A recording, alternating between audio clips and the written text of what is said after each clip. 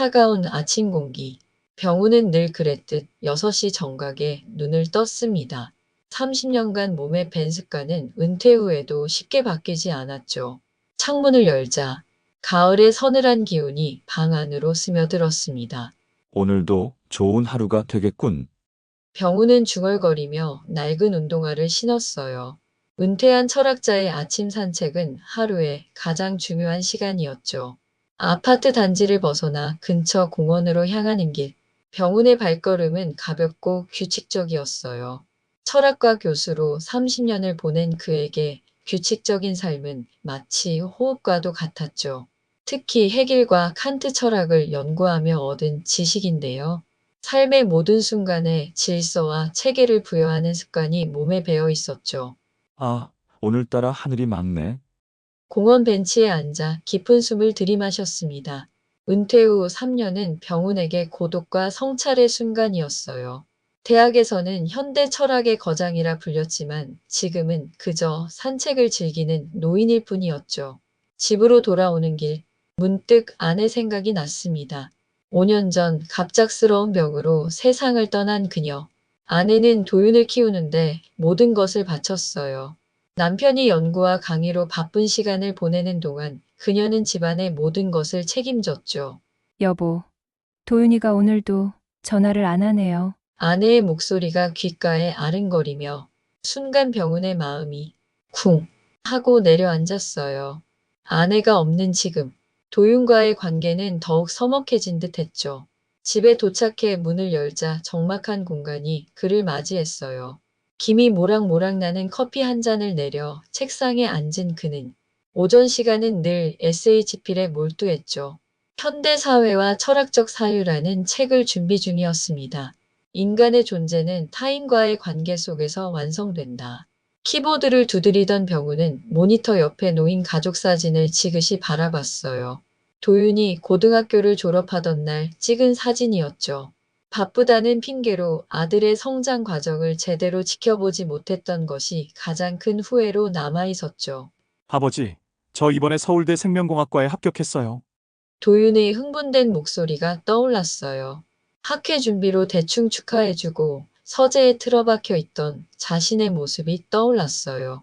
가슴 한구석이 찌릿하게 아팠죠. 오후가 되자 전화벨이 울렸습니다.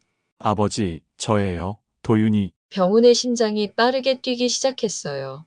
그래, 도윤아. 잘 지내니? 네, 아버지. 다름이 아니라 시간 되시면 이번 주말에 뵙고 싶은데요. 병훈은 잠시 말을 잇지 못했습니다. 도윤이 직접 만나자고 한 것은 오랜만이었죠. 물론이지. 무슨 일 있니? 전화기 너머로 도윤의 깊은 숨소리가 들렸어요. 사실 결혼하려고요. 순간 병훈의 머릿속이 하얘졌어요. 아들의 결혼. 기뻐해야 할 소식인데 왜 이렇게 마음이 복잡해지는 걸까요? 그렇구나. 축하한다, 아들. 목소리는 떨렸지만 병훈은 애써 자신의 감정을 추스렸죠. 주말에 집에 가도 될까요? 미나도 함께요. 미나. 그 아이가 내 예비 신부구나. 네, 대학병원 응급실에서 만났어요. 간호사로 일하고 있죠. 병훈은 갑자기 머리가 복잡해졌어요. 아내가 없는 지금 아들의 결혼식을 어떻게 준비해야 할지, 며느리를 어떻게 맞이해야 할지 숨이 가빠왔어요. 그래, 미나도 함께 오너라. 맛있는 것도 준비할게. 전화를 끊고 병훈은 소파에 깊이 몸을 묻었습니다. 기쁨도 잠시, 이내 불안감이 밀려왔어요. 은퇴한 철학자에게 가족의 확장이라는 건 큰 변화였죠. 다음 날 병훈은 오랜만에 대학 동료를 만났어요. 매달 한 번씩 모이는 모임이었지만 이번에는 특별한 이유가 있었죠. 자네 아들이 결혼한다고? 축하하네. 최 교수가 등을 두드렸습니다. 병훈은 어색한 웃음을 보였어요. 고맙네. 아직 실감이 안 나기는 하지만 자네가 걱정이 많겠군. 혼자서 모든 걸 준비해야 하니. 병훈의 표정이 어두워졌어요. 문득 아내와의 추억이 떠올랐습니다. 여보, 우리 도윤이 나중에 결혼하면 어떤 며느리가 들어올까요? 병훈은 입술을 깨물었어요. 아내가 없는 지금이 이 기쁜 소식을 함께 나눌 수 없다는 사실이 가슴을 후벼 팠습니다. 괜찮아요. 제가 하늘에서 축복할게요. 마치 아내의 목소리가 들리는 것 같았어요. 병훈의 눈가에 눈물이 맺혔습니다. 집으로 돌아오는 길 병훈은 하늘을 올려다봤어요. 아내가 보고 있을 것만 같았습니다. 여보, 우리 아들이 좋은 사람을 만났대요. 이번엔 제대로 해볼게요. 병훈은 마음속으로 다짐했습니다. 도윤과의 관계를 회복할 수 있는 기회, 새로운 가족을 맞이할 준비를 해야겠다고요. 집에 도착한 병훈은 오랫동안 열지 않았던 방문을 열었습니다. 아내의 옷과 물건들이 그대로 있는 방이었어요. 떨리는 손으로 아내의 옷장을 열어 가장 예쁜 한복을 꺼냈습니다. 이거 세탁해서 보관해둬야겠어. 아내가 마지막으로 입었던 한복이었어요. 도윤의 결혼식에 아내도 함께하길 바라는 마음이었습니다. 주말이 다가오면서 병훈의 마음은 점점 더 복잡해졌어요. 아들과 제대로 대화한 적이 언제였는지도 기억나지 않았어요. 아버지와 아들, 서로 다른 세계에 살고 있지만 결국은 하나의 선을 이루는 존재. 병훈은 자신이 쓰던 에세이의 한 문장을 떠올렸어요. 그동안 도윤에게 얼마나 무관심했는지 지금에서야 깨닫게 되었습니다. 금요일 저녁, 병훈은 평소보다 일찍 잠자리에 들었어요. 내일이면 도윤과 미나를 만나야 하니 가슴이 두근거렸어요. 여보, 잘할 수 있겠죠? 어둠 속에서 병훈은 중얼거렸어요. 마치 아내의 목소리가 들리는 것 같았죠. 물론이죠. 당신은 항상 최선을 다하잖아요. 병훈은 미소 지었어요. 내일 새로운 시작을 위해 충분한 휴식이 필요했던 그는 눈을 감고 오랜만에 편안한 잠에 빠져들었어요. 토요일 아침 병훈은 평소보다 일찍 눈을 떴어요. 시계를 보니 5시. 잠을 설친 탓인지 머리가 묵직했어요. 오늘은 도윤과 미나를 만나는 날이었습니다. 차분하게, 침착하게. 거울 앞에서 넥타이를 매며 병훈은 스스로에게 속삭였어요.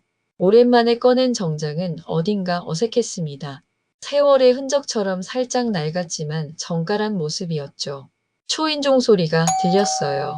병훈의 가슴이 쿵쾅거렸습니다. 문을 열자 도윤이 서 있었어요. 그 옆에는 단정한 모습의 젊은 여성이 있었죠. 갈색 원피스를 입은 그녀는 살짝 긴장한 표정이었어요. 아버지, 안녕하세요. 오랜만이에요. 도윤의 목소리가 어색했습니다. 병훈은 아들의 얼굴을 바라봤어요. 언제 이렇게 어른이 되었을까? 가슴이 먹먹해졌습니다. 그래, 잘 지냈니? 들어오렴.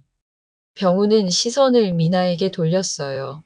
가까이서 보니 맑고 총명한 눈빛이 인상적이었죠. 안녕하세요, 교수님. 저는 김미나입니다. 처음 뵙겠습니다. 미나의 첫인상은 공손했고 목소리에 힘이 있었어요. 병훈은 문득 안심이 되었어요. 어서 와요. 편하게 불러도 될까요? 네, 그럼요. 거실로 들어온 세 사람 사이에 조금은 어색한 침묵이 흘렀어요. 병훈은 준비해둔 차를 내왔어요. 녹차인데 괜찮나요? 네, 감사합니다. 미나가 공손히 받았습니다. 도윤은 여전히 긴장한 듯 했어요. 도윤이에게 들었는데 응급실에서 일한다면서요? 병훈이 먼저 입을 열었습니다. 미나의 얼굴이 환해졌어요. 네. 세브란스 병원 응급실에서 3년째 일하고 있어요. 그곳에서 도윤 선생님을 만났죠.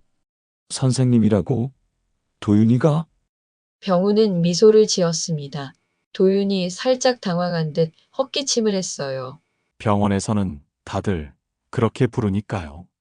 저는 연구원이지만 미나가 웃으며 말했습니다. 첫 만남이 정말 우연이었어요. 제가 응급 환자를 돌보고 있는데 갑자기 도윤 선생님이 나타나 그건 그렇게 하는 게 아닙니다. 라고 하시는 거예요. 병훈은 눈썹을 치켜 올렸어요. 도윤이 얼굴을 붉히며 말했습니다. 그건 응급처치법이 최근에 바뀌어서 네, 맞아요. 도윤 선생님 덕분에 환자 상태가 금방 안정됐어요. 그때부터 저희가 종종 마주치다가 미나의 목소리에 따뜻함이 묻어났습니다. 병우는 두 사람을 번갈아 바라봤어요. 서로 다른 환경에서 자랐을 테지만 눈빛만으로도 깊은 이해가 느껴졌습니다. 부모님은 어떤 분들이신가요? 병훈이 조심스럽게 물었어요. 미나는 잠시 생각에 잠기는 듯 했습니다. 아버지는 건설회사 사장이세요. 어머니는 집안일을 하시죠. 어머니는 저에 대한 기대가 크세요. 미나의 목소리가 살짝 떨렸어요. 병훈은 그 속에 숨겨진 무언가를 감지했습니다. 그러시군요. 오늘 상견례는 어디서 하기로 했나요? 도윤이 입을 열었습니다. 강남에 있는 한식당이에요. 어머니께서 예약하셨어요. 병훈의 표정이 미묘하게 변했어요. 강남 고급 한식당이라니. 그의 소박한 생활과는 거리가 있었습니다. 아버지, 괜찮으시겠어요? 저희가 모시고 갈게요. 도윤의 목소리에 걱정이 묻어났어요. 병훈은 빠르게 자신의 감정을 추스렸습니다. 물론이지, 괜찮아. 오랜만에 좋은 곳에 가보는 것도 나쁘지 않겠구나. 준비를 마친 세 사람은 도윤의 차를 타고 식당으로 향했어요. 가는 길에 병훈은 창밖을 바라보며 생각에 잠겼습니다. 아내가 있었다면 어땠을까? 마음 한구석이 아려왔어요. 하지만 이내 병훈은 정신을 차렸습니다. 오늘은 도윤과 미나를 위한 날이었으니까요. 강남의 한식당은 병훈의 예상보다 훨씬 고급스러웠습니다. 전통 한옥을 현대적으로 재해석한 공간이 눈앞에 펼쳐졌어요. 입구에서부터 품위가 느껴졌죠. 여기에요. 미나가 안내했어요. 입구에는 이미 두 사람이 기다리고 있었어요. 단정한 양복을 입은 중년 남성과 고급스런 원피스를 입은 중년 여성이었어요. 어머니, 아버지, 미나가 반갑게 다가갔습니다. 병우는 자신의 낡은 정장이 초라하게 느껴졌어요. 가슴이 조금 무거워졌습니다. 안녕하세요, 최 교수님. 처음 뵙겠습니다. 저는 김정석입니다.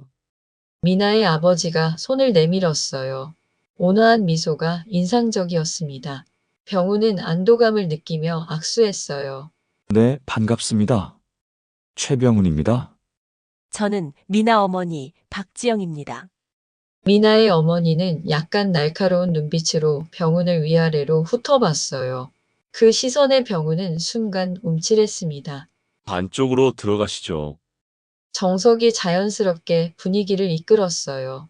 모두 안으로 들어가 자리에 앉았습니다. 고급스러운 개인실이었어요. 교수님께서는 어떤 분야를 연구하셨나요? 정석이 대화를 시작했습니다. 병우는 살짝 긴장을 풀었어요. 제 전공은 서양 철학입니다. 특히 헤겔과 칸트에 관한 연구를 주로 했지요. 아, 철학자시군요. 멋지네요. 정석의 반응은 우호적이었어요. 그러나 지영의 표정이 미묘하게 변했습니다. 철학이요? 흥미롭네요. 생활은 어떻게 하시나요? 지영의 질문에 식탁 위로 긴장감이 흘렀어요. 병우는 침착하게 대답했습니다. 대학에서 30년간 교수로 일했습니다. 지금은 은퇴했지만 가끔 특강도 하고 책도 씁니다. 아, 그렇군요. 지영의 표정에서 실망감이 읽혔어요. 병훈의 마음이 살짝 흔들렸습니다. 음식이 나오기 시작했어요. 고급스러운 한정식이었습니다. 병훈은 요란한 식기소리와 화려한 음식에 조금 압도되었어요. 미나는 어릴 때부터 똑똑했어요. 공부도 잘했고 항상 1등이었죠. 지영이 자랑스럽게 말했어요. 그러나 미나의 표정이 굳어진 것을 병훈은 놓치지 않았어요. 어머니, 미나의 목소리가 작게 떨렸습니다. 병훈은 무슨 일이 있었는지 궁금해졌어요. 우리 미나는 원래 의대에 갈 수 있었어요. 하지만 자기가 간호학과를 고집했죠. 지영의 말에 미나의 얼굴이 붉어졌어요. 도윤이 불편한 듯 몸을 뒤척였습니다. 간호사로서 미나는 정말 훌륭해요. 환자들도 미나를 무척 신뢰한다고 들었습니다. 도윤이 조심스럽게 말했어요. 병우는 아들이 미나를 지지하는 모습에 안도했습니다. 그래요. 그렇겠죠. 하지만 의사였다면 더 좋았을 텐데. 지영의 한숨에 식탁 위로 무거운 침묵이 내려앉았어요. 정석이 빠르게 화제를 돌렸습니다. 최 교수님, 도윤 군은 정말 훌륭한 젊은이로 보입니다. 어떻게 키우셨는지 궁금하네요. 병우는 잠시 말문이 막혔어요. 아이는 뒷전이었고 늘 연구실에 틀어박혀 있었으니까요. 사실 제 아내가 아들을 주로 키웠습니다. 저는 많이 부족했어요. 병훈이 솔직한 고백에 모두가 조용해졌습니다. 도윤은 놀란 듯 아버지를 바라봤어요. 아내분은 오늘 안 오셨나요? 지영이 물었습니다. 병훈의 눈빛이 흐려졌어요. 5년 전에 세상을 떠났습니다. 순간 공기가 멈춘 듯 정적이 흘렀어요. 지영의 표정이 당혹스러움으로 변했습니다. 죄송해요. 몰랐어요. 괜찮습니다. 식사가 이어졌지만 분위기는 조금 어색해졌습니다. 병우는 아내의 빈자리를 더 크게 느끼며 마음이 무거워졌어요. 두 사람은 어떻게 결혼 준비를 하고 있나요? 정석이 다시 대화를 이끌었습니다. 도윤과 미나는 서로 눈빛을 교환했어요. 아직 초기 단계입니다. 집을 알아보고 있어요. 도윤이 조심스럽게 말했습니다. 지영의 눈이 커졌어요. 서울에 집 마련하기가 얼마나 어려운지 알아? 신혼부터 월세 살 생각은 설마 아니겠지? 지영의 날카로운 질문에 도윤이 움찔했습니다. 병훈도 불편함을 느꼈어요. 어머니, 저희가 알아서 할게요. 미나가 조용히 말했습니다. 그러나 지영은 멈출 생각이 없었죠. 최 교수님, 아들에게 어떤 지원을 해주실 계획인가요? 젊은 부부가 신혼을 시작하려면 기반이 필요하잖아요. 병훈의 가슴이 철렁 내려앉았습니다. 이런 질문은 예상하지 못했어요. 그는 평생 학자로 살며 큰 재산을 모으지 못했고 순간 부끄러움이 밀려왔습니다. 제가 할 수 있는 선에서 돕겠습니다만. 병훈의 목소리가 흔들렸어요. 도윤이 급하게 끼어들었습니다. 아버지, 신경 안 쓰셔도 돼요. 저희가 알아서 할 거예요. 도윤의 단호한 목소리에 병훈은 아들을 새롭게 보게 되었어요. 언제 이렇게 성장했을까 하는 생각에 가슴이 뭉클했습니다. 지영은 만족스럽지 않은 표정이었어요. 정석이 그녀의 손을 살짝 잡고 말했습니다. 여보, 본인들이 스스로 하겠다잖아. 우리도 처음은 다 그렇게 시작했잖아. 정석의 부드러운 중재에 지영은 입을 다물었지만 여전히 불만족스러운 표정이었어요.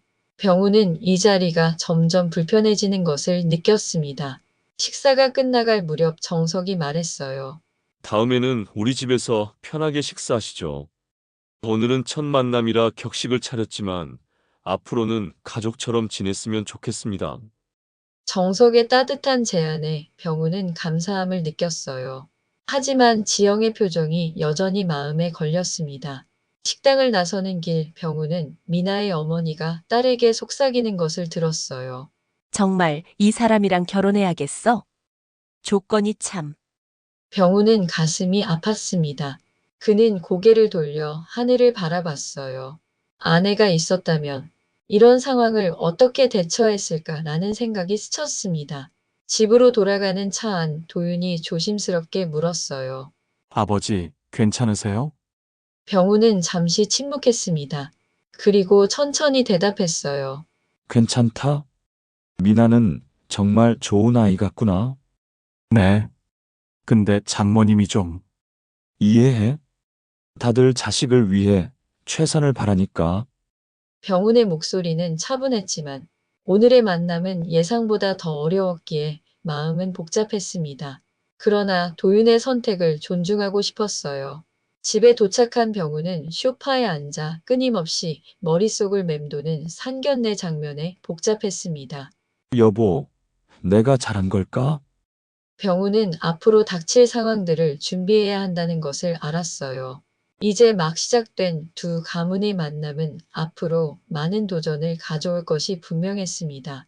일주일이 흘렀습니다. 병우는 창가에 앉아 아침 햇살을 맞으며 생각에 잠겼어요. 도윤과의 통화가 머릿속을 맴돌았습니다.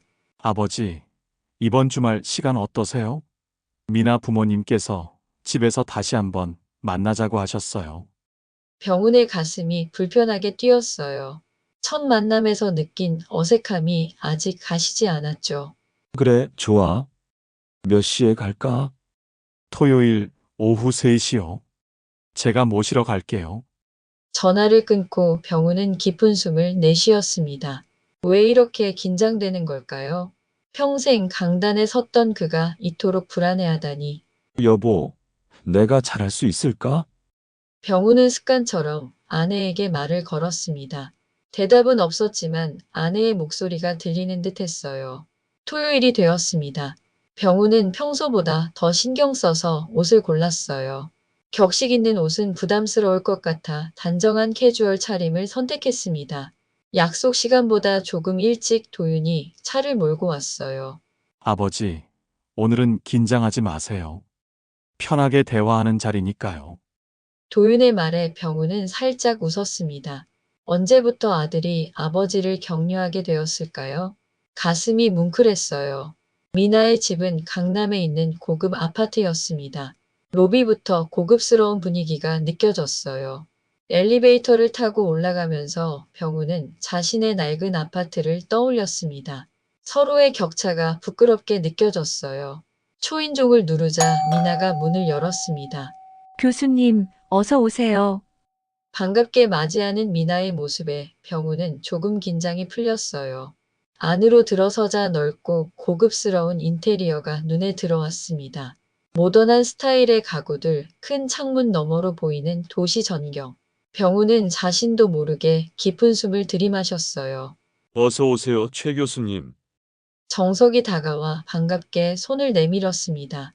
그의 온화한 미소는 여전했어요. 초대해 주셔서 감사합니다. 병훈이 정중하게 인사했습니다. 지영은 주방에서 바쁘게 움직이고 있었어요. 자, 이쪽으로 앉으시죠. 정석이 거실 소파로 안내했습니다. 병훈은 조심스럽게 앉았어요. 도윤과 미나는 나란히 앉았고 정석은 맞은편에 자리했습니다. 차 한 잔 어떠세요? 네, 감사합니다. 정석이 차를 따르는 동안 지영이 주방에서 나왔어요. 그녀는 여전히 날카로운 눈빛이었지만 오늘은 조금 더 부드러운 미소를 짓고 있었습니다. 오랜만이에요, 교수님. 병우는 공손히 고개를 숙였어요. 대화가 시작되었고 처음에는 날씨와 같은 가벼운 주제로 이야기가 오갔습니다. 어느덧 자연스럽게 도윤과 미나의 결혼 계획으로 화제가 옮겨갔어요. 두 사람 결혼식은 언제쯤 생각하고 있나요? 정석이 물었습니다. 도윤과 미나는 서로 눈빛을 교환했어요. 내년 봄쯤 생각하고 있어요, 아버지. 미나가 대답했습니다. 지영이 끼어들었어요. 집은 어떻게 할 거니? 요즘 서울의 집값이 얼마나 비싼지 알지? 분위기가 갑자기 무거워졌습니다. 병우는 불편함을 느끼며 자세를 고쳐 앉았어요. 일단 월세부터 시작하려고요. 도윤이 조심스럽게 말했습니다. 지영의 눈썹이 치켜 올라갔어요. 월세? 아니, 신혼부터 월세는 말이 안 되지. 미나야, 너 아버지랑 나는 결혼할 때 아파트 샀어. 미나의 표정이 어두워졌습니다. 병훈의 마음도 불편해졌어요. 요즘 젊은이들에게 집 마련이 쉽지 않죠. 병훈이 조심스럽게 말했습니다. 지영의 시선이 그에게 꽂혔어요. 그래서 부모가 있는 거죠. 최 교수님은 아들에게 어떤 지원을 해줄 계획이신지. 병훈의 가슴이 철렁 내려앉았습니다. 이런 직접적인 질문이 또 나올 줄은 몰랐어요. 어머니, 그런 말씀하시면 안 돼요. 미나가 급하게 끼어들었습니다. 하지만 지영은 멈추지 않았어요. 왜? 당연한 얘기잖아. 교수님도 자식 결혼시키는데 뭔가 도움을 주셔야 하지 않겠어요? 병훈의 얼굴이 붉어졌습니다. 그는 잠시 말을 고르다가 차분하게 대답했어요. 제가 도울 수 있는 최대한은 약 2억 원 정도입니다. 30년간 교수로 일하며 모은 전 재산의 절반이에요. 방 안이 조용해졌습니다. 지영의 표정이 달라졌어요. 2억이요? 그걸로 서울에서 뭘 할 수 있죠? 여보, 정석이 지영의 말을 제지했습니다. 불편한 침묵이 흘렀어요. 병우는 자신의 경제적 한계가 부끄럽게 느껴졌습니다. 평생 학문에 전념했던 그에게 돈은 우선순위가 아니었으니까요. 저는 물질적인 것보다 더 중요한 가치들이 있다고 생각합니다. 병훈이 조용히 말했어요. 지영이 코웃음을 쳤습니다. 아, 철학자다운 말씀이네요. 하지만 현실은 철학만으로 살 수 없잖아요. 병훈의 가슴이 아팠습니다.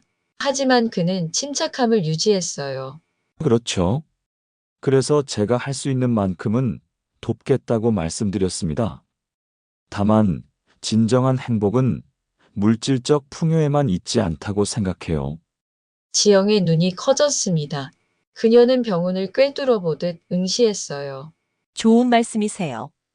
하지만 교수님, 철학이 밥 먹여주나요? 애들이 살 집은 어떻게 해요? 도윤이 자리에서 벌떡 일어났습니다. 장모님, 저희가 알아서 하겠습니다.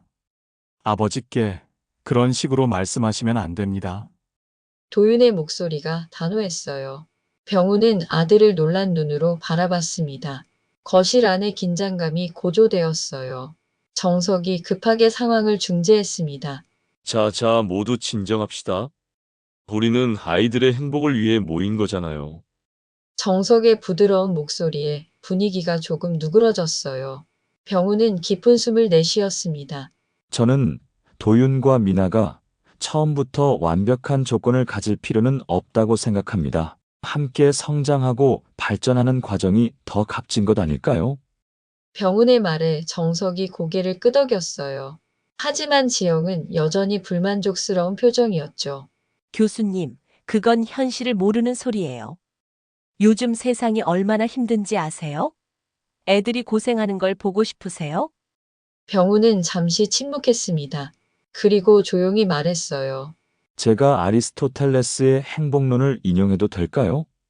지영은 눈을 굴렸지만 정석은 흥미롭게 고개를 끄덕였어요. 아리스토텔레스는 행복을 영혼의 덕에 따른 활동이라고 정의했습니다.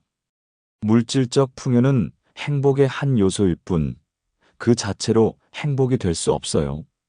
진정한 행복은 덕스러운 삶, 우정, 사랑에서 비롯된다고 했습니다. 병훈의 목소리는 강의실에서처럼 차분하고 단호했어요. 도윤은 아버지를 새롭게 바라보는 듯 했습니다. 멋진 말씀이에요, 교수님. 정석이 진심으로 말했습니다. 그러나 지영은 쉽게 물러서지 않았어요. 철학책 얘기는 좋아요. 그런데 집값은 어떻게 해요? 애들이 결혼해서 살 집이 필요하다고요. 병훈은 갑자기 지치고 슬퍼졌습니다. 아내가 있었다면 이런 상황에서 어떻게 대처했을까? 그때 도윤이 단호하게 말했습니다. 저희는 미나 부모님이 제안하신 2억과 아버지가 도와주시는 2억으로 작은 집을 마련할 수 있어요. 나머지는 저희가 대출받아 감당하겠습니다. 병훈은 놀라서 도윤을 바라봤어요. 지영도 잠시 말문이 막힌 듯 했습니다. 미나가 조심스럽게 입을 열었어요. 어머니, 저희 너무 좋은 집에서 시작할 필요는 없어요. 작은 집에서 시작해도 괜찮아요. 지영은 한숨을 내쉬었습니다. 그래, 네가 고생하겠다면 할 말 없지. 불편한 침묵이 흘렀어요. 병훈은 이 상황을 어떻게 해결해야 할지 고민했습니다. 그때 그의 머릿속에 아이디어가 떠올랐어요. 결혼은 두 사람만의 일이 아니라 두 가족의 결합이기도 합니다. 우리는 서로 다른 가치관을 가지고 있을 수 있어요. 하지만 그 차이를 존중하며 함께 나아갈 수 있다고 생각합니다. 병훈의 목소리는 부드럽지만 확신에 차 있었어요. 그는 계속했습니다. 칸트는 목적의 왕국이라는 개념을 말했습니다. 모든 인간은 그 자체로 목적이며 수단이 되어서는 안 된다는 거죠. 도윤이와 미나 두 사람의 행복이 우리의 목적이 되어야 하지 않을까요? 지영은 잠시 말이 없었어요. 그녀의 표정이 조금씩 바뀌기 시작했습니다. 교수님, 철학적인 얘기는 멋져요. 하지만 현실은 네, 현실은 중요합니다. 그래서 제가 할 수 있는 최대한을 돕겠다고 한 거예요. 다만 물질적인 조건만이 행복의 전부는 아니라는 점을 말씀드리고 싶었습니다. 병훈의 진심 어린 말에 방 안의 분위기가 조금씩 바뀌었어요. 정석이 부드럽게 미소 지었습니다. 여보, 우리도 처음에는 작은 집에서 시작했잖아. 그때가 오히려 더 행복했던 것 같은데. 지영의 얼굴에 잠시 추억에 잠긴 듯한 표정이 스쳤어요. 그녀는 천천히 고개를 끄덕였습니다. 그때는 정말 아무것도 없었지. 병우는 지영의 표정 변화를 놓치지 않았어요. 그녀의 강한 태도 뒤에는 무언가 깊은 상처나 두려움이 있는 듯 했습니다. 무거운 침묵이 내려앉았습니다. 정석은 어색한 웃음을 지으며 물잔을 들어 한 모금 마셨어요. 아무래도 분위기가 너무 무거워진 것 같네요. 정석이 조심스럽게 말문을 열었습니다. 그의 목소리는 부드러웠지만 그 안에는 단단한 결의가 담겨 있었어요. 사실 저희 집사람이 좀 과한 말을 했을 수도 있습니다만, 그건 미나를 위하는 마음에서 나온 거예요. 병우는 고개를 끄덕였습니다. 정석의 눈빛에서 진심을 읽을 수 있었어요. 순간 마음속에 무언가 풀리는 느낌이 들었습니다. 이해합니다. 자식을 위하는 마음은 모두 같을 테니까요. 병훈의 말에 지영은 여전히 굳은 표정이었지만 그녀의 눈가가 미세하게 떨리는 것이 보였어요. 정석은 조용히 지영의 어깨에 손을 얹었습니다. 최 교수님 말씀이 맞아요. 여보, 우리도 솔직해질 필요가 있지 않을까? 지영은 잠시 망설이다가 깊은 숨을 내쉬었습니다. 그녀의 단단했던 어깨가 순간 축 처지는 게 보였어요. 제가 미나에게 너무 집착하는 것처럼 보일 수도 있겠네요. 지영의 목소리가 평소보다 한 톤 낮아졌습니다. 그녀는 테이블 위에 놓인 자신의 손을 물끄러미 바라보더니 천천히 말을 이어갔어요. 저는 어릴 때부터 참 가난했어요. 병우는 그녀의 얼굴을 유심히 바라봤어요. 강인해 보이기만 했던 지영의 표정에서 오래된 상처의 흔적이 보였습니다. 제 부모님은 늘 생계에 쫓기셨고, 저는 항상 다음에라는 말을 들으며 자랐죠. 새 옷은 다음에, 학원은 다음에. 그 다음이 영영 오지 않는다는 걸 깨달았을 때, 제 안에서 뭔가가 툭 하고 끊어졌어요. 지영의 눈가에 맺힌 눈물이 반짝였습니다. 미나가 놀란 표정으로 어머니를 바라봤어요. 아마 어머니가 이런 이야기를 꺼내는 건 처음인 듯 했습니다. 맹세했어요. 내 아이만큼은 절대 그런 상처를 주지 않겠다고. 미나가 원하는 건 뭐든지 해주겠다고. 지영의 목소리가 살짝 떨렸습니다. 정석은 조용히 아내의 손을 감싸 쥐었어요. 그런데 지금 와서 보니 제가 오히려 미나를 제 트라우마로 올가매고 있었던 건 아닌가 싶네요. 잠시 침묵이 흘렀습니다. 병우는 자신의 커피잔을 천천히 돌리며 생각에 잠겼어요.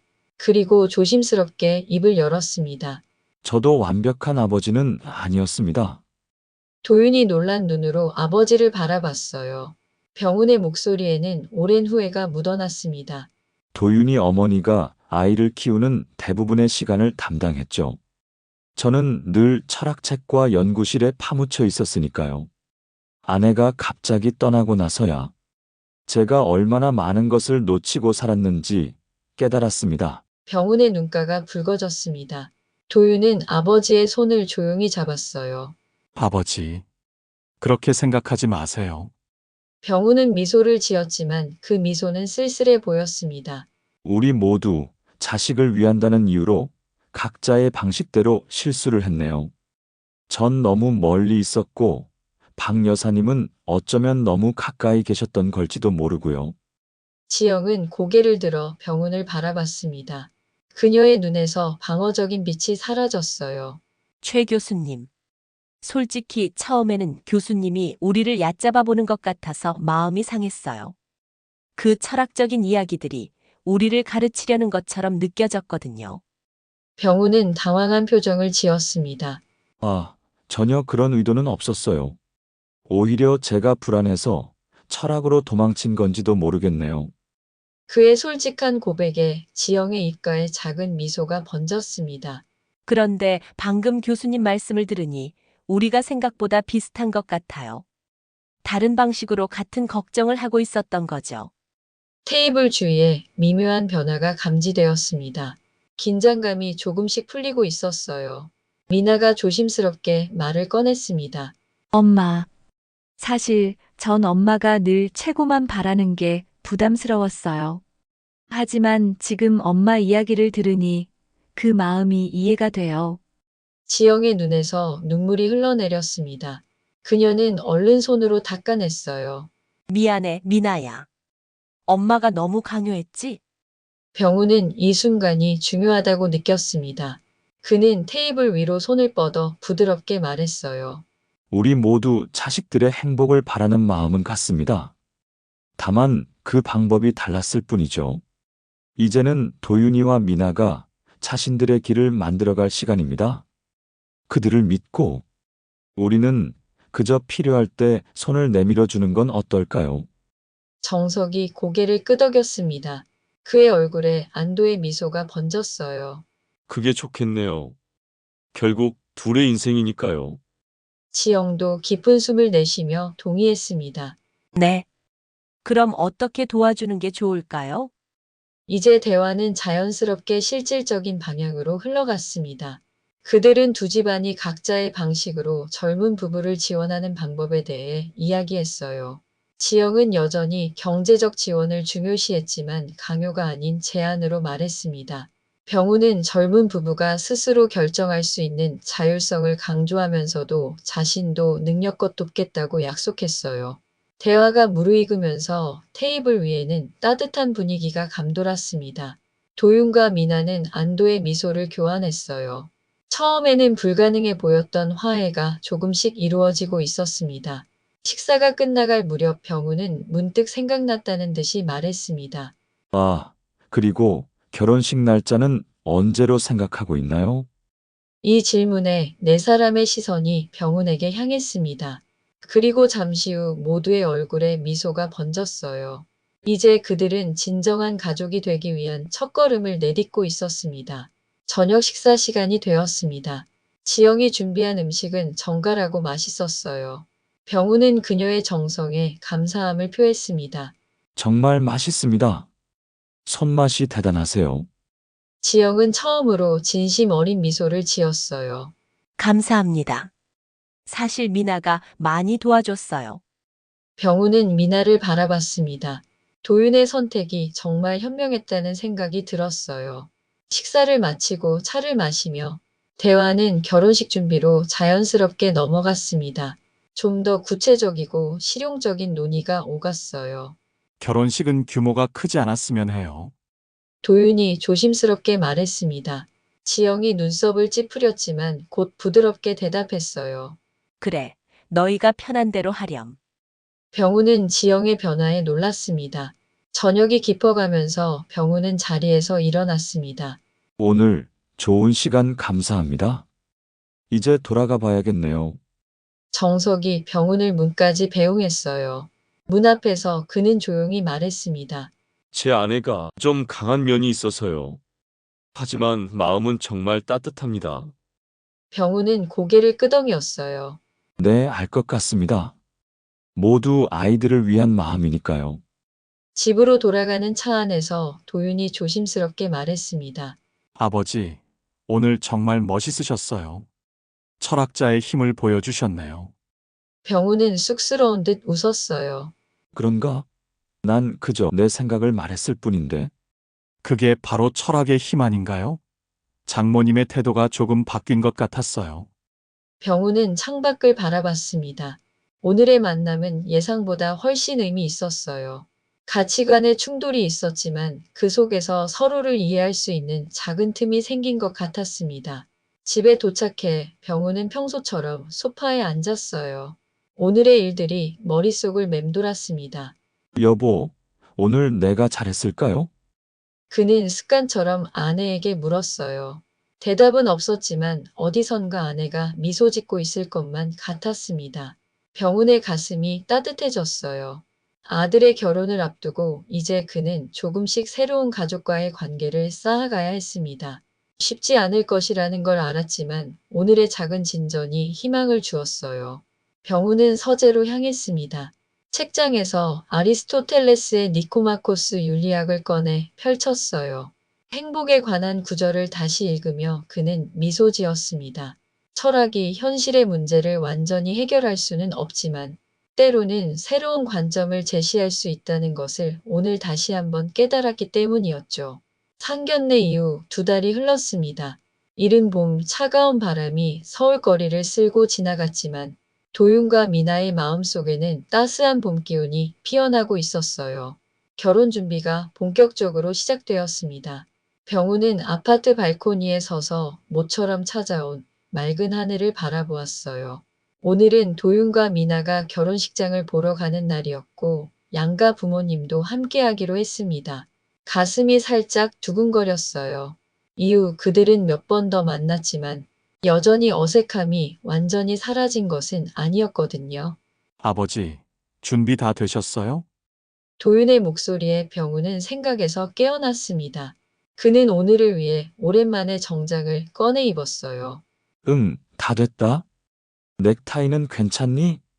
병우는 살짝 불안한 표정으로 물었습니다. 도윤은 미소를 지으며 고개를 끄덕였어요. 완벽해요. 어머니가 골라주신 넥타이죠? 병훈의 눈가에 잠시 그림자가 드리웠습니다. 그는 천천히 고개를 끄덕였어요. 그래. 내 어머니의 마지막 선물이야. 도윤은 아버지의 어깨를 가볍게 두드렸습니다. 그 순간만큼은 말이 필요 없었어요. 병훈은 자신의 아들이 어느새 든든한 어른이 되어 있다는 사실에 가슴이 벅차올랐습니다. 가볼까? 결혼식장에 도착했을 때 미나와 그녀의 부모님은 이미 와서 기다리고 있었어요. 지영은 우아한 봄빛 원피스를 입고 있었고 정석은 단정한 정장 차림이었습니다. 병우는 그들을 보자 긴장감이 몰려오는 것을 느꼈어요. 안녕하세요, 최 교수님. 지영이 먼저 인사를 건넸습니다. 그녀의 목소리는 상견례 때보다 훨씬 부드러웠어요. 병우는 안도의 미소를 지었습니다. 안녕하세요, 박 여사님. 오늘 참 아름다우시네요. 지영의 입가에 미소가 번졌습니다. 그녀의 눈빛이 한결 부드러워졌어요. 과찬이세요. 결혼식장은 제가 몇 군데 알아봤는데 이곳이 가장 좋더라고요. 너무 화려하지도 너무 소박하지도 않아서요. 병우는 주변을 둘러보았습니다. 자연 채광이 풍부한 공간에 나무와 식물들이 조화롭게 배치되어 있었어요. 그는 지영의 안목에 감탄했습니다. 정말 좋은 선택이네요. 자연스러움이 느껴지는 곳이에요. 그들은 웨딩 플래너의 안내를 따라 식장을 둘러보기 시작했습니다. 도윤과 미나는 앞서 걸으며 서로의 손을 꼭 잡고 있었고 두 쌍의 부모님들은 그 뒤를 따랐어요. 사실 처음에는 더 큰 호텔을 생각했었어요. 지영이 조용히 말했습니다. 병우는 그녀를 흘깃 바라보았어요. 그런데 미나가 이런 곳을 원하더라고요. 자연 속에서 소박하게. 처음에는 이해가 안 됐는데 와서 보니 미나의 마음이 느껴지네요.